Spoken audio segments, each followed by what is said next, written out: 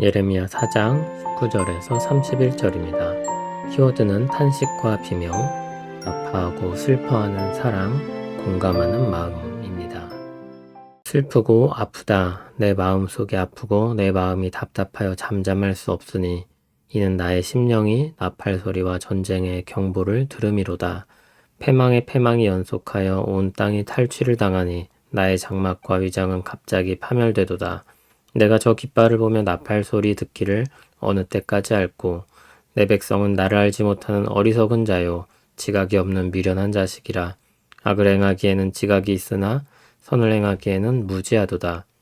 보라, 내가 땅을 본즉 혼돈하고 공허하며 하늘에는 빛이 없으며 내가 산들을 본즉 다 진동하며 작은 산들도 요동하며 내가 본즉 사람이 없으며 공중의 새가 다 날아갔으며 보라, 내가 본즉 좋은 땅이 황무지가 되었으며 그 모든 성읍이 여호와의 앞 그의 맹렬한 진노 앞에 무너졌으니 여호와께서 이와 같이 말씀하시길 이 온 땅이 황폐할 것이나 내가 진멸하지는 아니할 것이며 이로 말미암아 땅이 슬퍼할 것이며 위의 하늘이 어두울 것이라.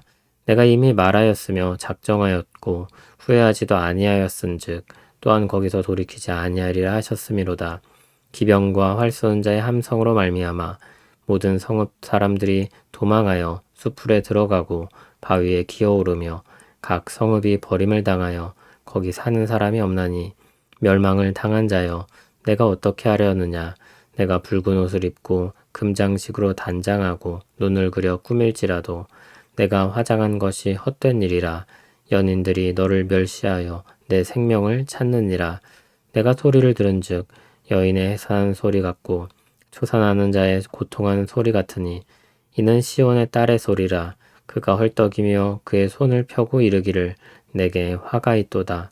죽이는 자로 말미암아 나의 심령이 피곤하도다 하는도다. 아멘. 19절에서 21절은 선지자의 탄식입니다. 선지자는 심판의 선고를 남의 일 전하듯이 하지 않고 자신의 일로 느끼며 고통스러워합니다. 그저 손가락질만 하는 사람과는 사뭇 다릅니다. 자신의 일처럼 아프고 답답해합니다. 20절을 보면 나의 장막과 휘장, 그러니까 자신에게 닥칠 일로 받아들이고 있습니다. 너무나도 생생하게 그는 나팔 소리와 전쟁의 경보를 듣습니다. 한편 그 경고를 들어야 할 백성은 악을 행하기에는 지각이 있으나 선을 행하기에는 무지합니다. 하나님을 경외하는 것을 잃고 어리석고 미련합니다. 22절을 보면 하나님은 그들을 그렇게 평가하시면서도 여전히 내 백성, 내 자식으로 말하고 있다는 것을 눈여겨볼 필요가 있습니다. 23절에서 26절에는 창조 때 사용되었던 말들로 다가올 파괴를 묘사하고 있습니다. 혼돈하고 공허하다는 표현과 같은 말이 그렇습니다. 하나님은 혼돈하고 공허한 것으로부터 세상을 만드셨습니다. 그런데 이제 그 능력으로 유다를 파괴할 것입니다. 하나님의 맹렬한 진노가 닥칠 것입니다. 그러나 27절을 보면 희망의 빛이 새어나오고 있습니다. 온 땅이 황폐할 것이나 진멸하지는 아니할 것이라고 했습니다. 역사가 흘러간 이후 세대인 우리는 하나님께서 그들을 진멸하지 않으심으로 남은 자들을 남기셨음을 확인할 수 있습니다. 그러나 그 희망은 지금 한 줄기 조각일 뿐입니다. 일단 먼저 맹렬한 진노가 내려질 것입니다. 그로 인해 멸망하게 될 유다의 모습은 아주 비참합니다. 29절을 보면 기병과 활 쏘는 자의 함성 속에 온 성읍이 다 숲으로 도망하고 바위 위에 기어 오릅니다. 성읍은 버려졌고 사람은 찾아볼 수 없습니다. 그런데 30절에 멸망당한 자를 붉은 옷을 입고 금장식으로 단장하고 눈을 그려 꾸미고 화장한 사람으로 묘사합니다. 유혹하는 사람입니다. 그들은 끝내 회개하지 않았고 여전히 다른 강대국의 눈에 들어 도움을 받고자 몸부림을 치고 있는 것입니다. 그러나 그것은 헛된 일입니다. 그들은 구원받지 못할 것입니다. 31절에 말하듯 여인이 해산하는 것처럼 고통스러운 비명을 지르게 될 것입니다. 헐떡이며 손을 내밀며 너무 피곤하다고 말하는 죽어가는 사람의 모습과 같을 것입니다. 살다 보면 슬픈 이야기를 듣는 날들도 있습니다. 그 이야기의 당사자가 될 때도 있습니다. 성경은 결국 미래와 희망과 평안과 기쁨을 말하지만 그것만 이야기하지는 않습니다. 죄악된 현실의 아픔과 슬픔에 대해서도 말합니다. 고집스러운 사람의 부패한 본성과 그로 말미암은 비참한 현실도 이야기합니다. 선지자는 그런 현실 앞에 설 때 자신을 쏙 빼놓고 자신은 괜찮은 사람처럼 말하지 않습니다. 남의 고통에 고소해하고 비난을 쏟아놓고 마는 사람들과 다릅니다.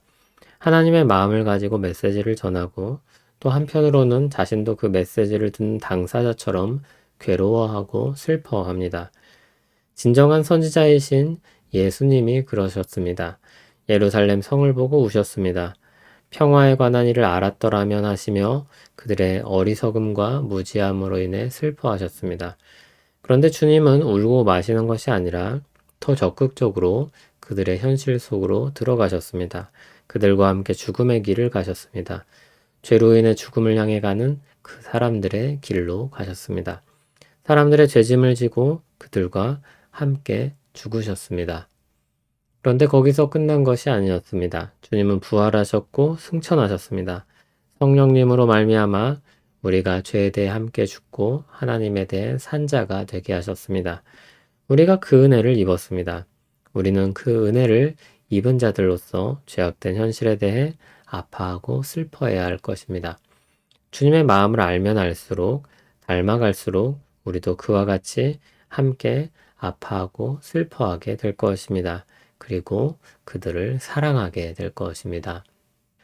공감에 대한 이야기를 종종 듣습니다. 어떻게 하면 우리가 공감할 수 있을까요? 어떻게 하면 더 사랑하고 사랑을 베풀며 살 수 있을까요? 모든 믿는 사람들이 걸어왔던 옛 길이 있습니다. 주님의 마음을 닮아가는 것입니다. 상대방에 대한 가까움과 이해도 분명 도움이 될 것입니다. 그러나 아는 것 이상으로, 친밀한 것 이상으로 우리 마음을 풍성하게 하는 것은 그리스도를 닮아가는 것입니다. 그분의 자비하시고 은혜로우신 마음을 배우고 담고 변해가는 것입니다.